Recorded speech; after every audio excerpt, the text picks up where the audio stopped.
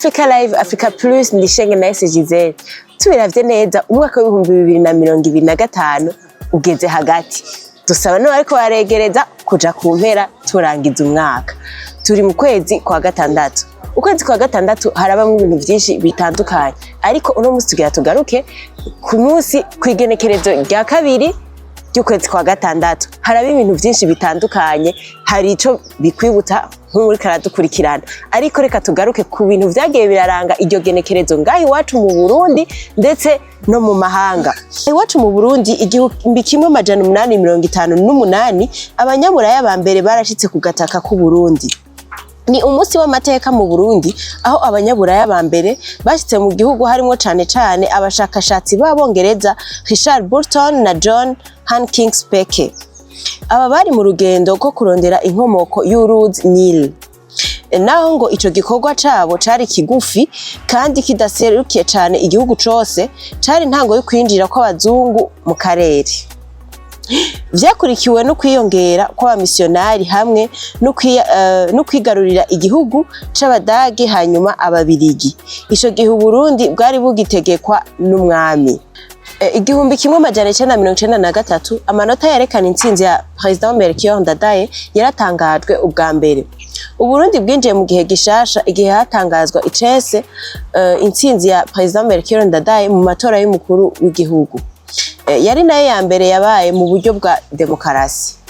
Ndadaye yari umukandida w'umugambo wa Fodebu wari wiganjemwe abarundi bo mu bwoko bw'abahutu. Yayatsinze ku majwi 68 n'ibice 86 kwijana kuri 32 n'ibice 86 kwijana y'uwari president ico gihe Pierre Buyoya wo mu mugambwe Iprona wari wiganjemwe abarundi bo mu bwoko b'abatutsi. Mu gihugu c'Ubutaliyano naho mu 1946 Ubutaliyano bwaravuye mu ntwaro ya cami buja mu ya Republika. Abanyataliyano baritavye amatora yemeje ikugwaho ry'umwami n'ishingwa rya Republika.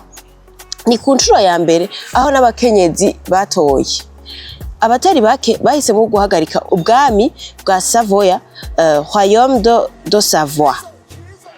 Bituma umwami Umberto wa kabiri ahunga igihugu.